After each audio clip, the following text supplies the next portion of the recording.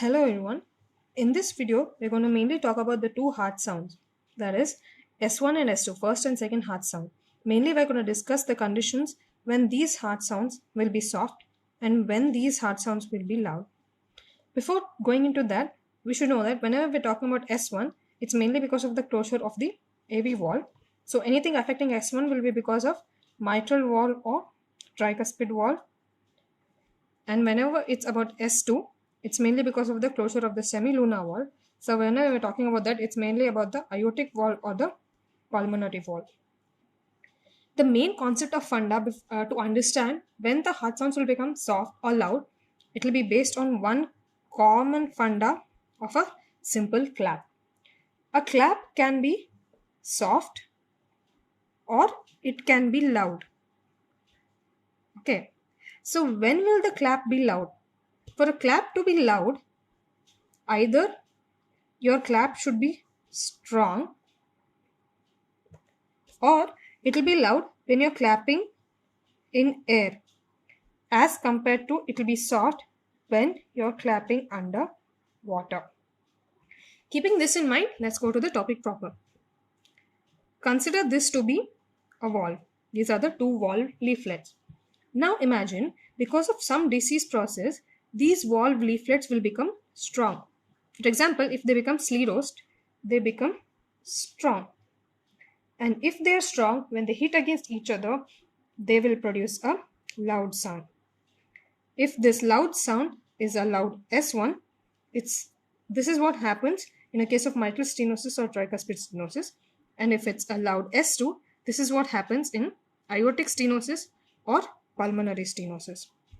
Now imagine if the walls have become too stiff, that is, they have become too stiff that they can't move only. Then what happens? If they are too stiff, then these valve leaflets do not move. They won't hit against each other too loudly. Because they don't move, the vibration produced by them is very small. That is, there's no vibration. And hence, these two stiff valves produce a soft sound. This is what happens whenever there is calcified valves. Calcified valves, they're too stiff, they don't vibrate and hence produce a soft sound. That is why whenever there's calcified mitral valve or tricuspid valve, they produce a soft S1, and if they're calcified aortic valve or pulmonary valve, they produce a soft S2. And because calcification is the most common cause of aortic stenosis, hence usually the S2 produced in aortic stenosis is a soft S2. Whereas in case of mitral stenosis or tricuspid stenosis, calcification occurs very late stage. The later end stages of mitral or tricuspid stenosis, calcification occurs, and hence in the end stages of mitral stenosis or tricuspid stenosis, a soft S1 will be produced. Coming to the next concept. Again, we'll draw two valve leaflets. See, in this diagram, whenever we're talking about valve leaflet, you should remember that the structure here will be proximal structure and this will be the distal structure. So if this is the AV valve, then this becomes the atrium and this becomes the ventricle. And if this is the semilunar valve, this becomes the ventricle and this becomes aorta or pulmonary artery. This should be clear in this diagram. Now imagine if the distal structure, whether the ventricle or the aorta, was underfilled. That is, due to some conditions, it's an underfilled vessel. In that case, whenever these leaflets vibrate, the vibration is carried till here and then gets distorted when it passes through the fluid. And hence, that is why in underfilled ventricles or underfilled distal structure, the sound produced will be a loud sound. Mainly because these leaflets have place for them to vibrate. At the same time, the distortion of the sound happens a little later. And that's why they produce a loud sound. This is what happens in mitral stenosis, tricuspid stenosis. So loud S1 in MSTS is because one of the reasons is an underfilled ventricle. Now, opposite to that, whenever there is overfilled ventricle, okay, till here the ventricle is overfilled because of some disease process. So in that case, what happens is the vibration which is produced by leaflets hitting each other is already distorted. Firstly, there's no much place for the leaflet to vibrate, and top of that these vibrations are distorted from the beginning, and hence in cases of overfilled ventricles soft sounds are produced because the sound waves are distorted. And this is what happens in case of mitral regurgitation and tricuspid regurgitation. There will be a soft S1. Same concept if you apply between a ventricle and aorta or pulmonary artery. See, whenever there's hypertension, it can be systemic or pulmonary artery. Whenever there's hypertension, there's a lot of resistance in this area, that is in the aortic area or the pulmonary area, and hence aorta or pulmonary area will be underfilled.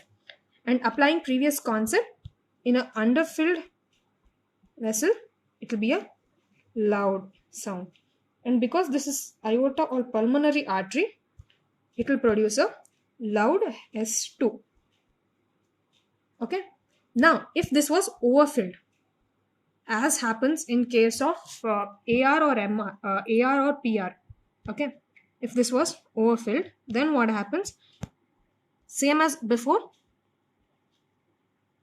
it will be, because it's overfilled, vibrations are already distorted, and hence S2 will be soft.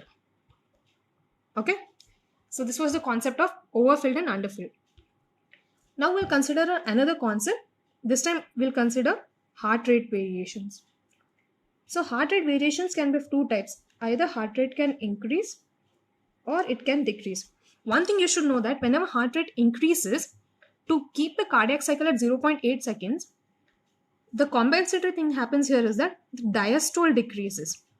And because diastole decreases, what happens is it's a underfilled vessel. Mainly it's the underfilled ventricle. And because it's a underfilled ventricle, it will be a loud S1. Okay. Contrary to that, if the heart rate was supposed to decrease, then in all conditions which heart rate is decreased, diastole would be prolonged. It will be a prolonged diastole. And because of that, it's an overfilled ventricle, and hence it will be a soft S1 in a overfilled ventricle. A similar concept happens if we consider the PR interval. If PR interval is decreased, the case will be similar to that of when there is increased HR, that's increased heart rate. And hence, because of underfilling, there will be loud S1. And if PR interval was to prolong, then it will be a soft S1. Okay, these are all the variations that can happen with valves, ventricles, and the vessels. Now, if there is any obstruction coming between the heart, its valves, and your stethoscope, then also the sounds can be soft. Because there's obstruction, transmission is delayed. So before that, you should know that between your heart and the between the heart and the stethoscope, first there's a pericardial space. Okay. Next, there is the lungs. Okay, the lungs will be something like this.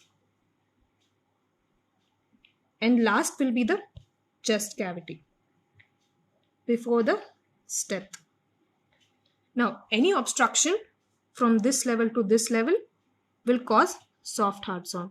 It's actually not soft, it's more like a muffled heart sound which you will hear if any of the disease process is occurring in this.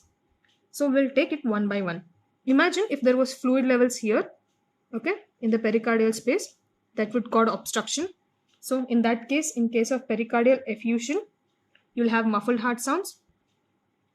Next concept is if the lung was hyperinflated, okay, it's too much of hyperinflated with air.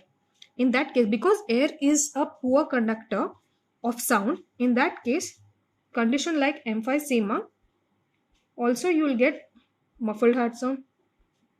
Okay. Now, what if the chest wall itself was too much? Okay, all causing obstruction. This is what happens in case of obesity.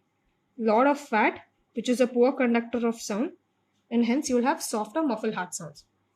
So, hope this video was useful, and thank you for watching. Hope to see you next time. Thank you.